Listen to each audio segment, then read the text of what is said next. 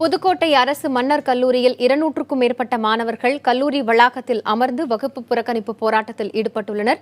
இது தொடர்பான கூடுதல் தகவல்களை அங்கிருக்கும் நமது செய்தியாளர் சிவசக்திவேலிடம் கேட்கலாம்.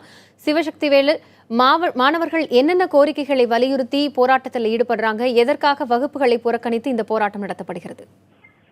புதுக்கோட்டை அரசு மன்னர் கல்லூரியானது சுமார் 120 ஆண்டுகள் பழமை வாய்ந்த கல்லூரியாகும். இந்த கல்லூரியில புதுக்கோட்டை மட்டுமில்லாது பல்வேறு மாவட்டங்களில் இருந்து வரக்கூடிய ஏழை எளிய மாணவர்கள் படித்துக்கிட்டு இருக்காங்க. 3000 பேர் படிக்கக்கூடிய இந்த கல்லூரியில் கடந்த ஒரு வருட காலமாகவே அடிப்படை வசதி மற்றும் சுகாதார வசதிகள் முறையாக செய்து கொடுக்கப்படவில்லை அப்படிங்கிறது மாணவர்களுடைய குற்றச்சாட்டாக இருந்து வருது. அதே நேரத்தில் மாணவர்களுக்கு தேவையான உணவு இந்த கல்லூரி வளாகத்தில் இயங்கி வரக்கூடிய கேண்டீன்ல விற்கப்படக்கூடிய உணவு வகைகள் விலை அதிகமாக விற்பதாகவும், அதே போல் இதே கல்லூரியில் படித்து அரியர் தேர்வுக்காக காத்திருக்கக்கூடிய மாணவர்களுக்கு வாய்ப்புகள் கல்லூரி நிர்வாகத்தால் வழங்கப்படவில்லை என்றும், இதனால ஒரு 15 மாணவர்கள் மிகுந்த மன உளைச்சலுக்கு ஆளாகி இருக்காங்க. அவங்களுக்கான வாய்ப்புகளை உருவாக்கி தரணும், அரியர் தேர்வு உடனடி அரியர் தேர்வு நடத்த கல்வித்துறை இயக்கணும், நடவடிக்கை எடுக்கணும் அப்படின்னு சொல்லிட்டோம் போராட்டத்தில் ஈடுபட்டு இருக்காங்க. அது மட்டும் இல்லாமல் பஸ் பாஸ் வழங்கணும், மடிக்கணினி வழங்கணும், கடந்த 2 ஆண்டுகளாக ஸ்காலர்ஷிப் வழங்கப்படாமல் உள்ளது அப்படிங்கிற கோரிக்கை வலியுறுத்தி காலை 8 மணியிலிருந்து போராட்டம் நடத்திக்கிட்டு இருக்காங்க மாணவர்கள்.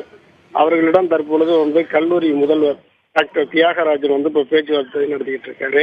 இதனை அடுத்து சில மாணவர்கள் கல்லூரிக்கு வெளியிலே காத்துக்கிட்டு இருக்காங்க. சிவசக்திவேல், மாணவர்கள் அடிப்படை வசதிகள் செய்து தரப்பட வேண்டும் உள்ளிட்ட பல்வேறு கோரிக்கைகளை முன்வைக்கிறார்கள். இதற்கெல்லாம் கல்லூரி நிர்வாகம் தரப்பிலிருந்து ஏதேனும் விளக்கம் கொடுக்கப்பட்டிருக்கிறதா? ஏன் இது செய்து தரப்படவில்லை என்பது குறித்து விளக்கம் அளித்திருக்கிறார்களா?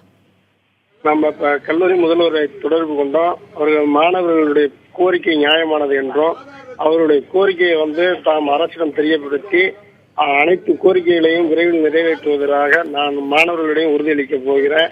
அது மட்டும் இல்லாமல் அவர்களின் கோரிக்கை பிரதான கோரிக்கைகள் அனைத்தும் விரைவில் நிறைவேற்றப்படும் அப்படின்னு சொல்லிட்டு தியாகராஜன் உறுதியளித்திருக்கின்றது தற்பொழுது.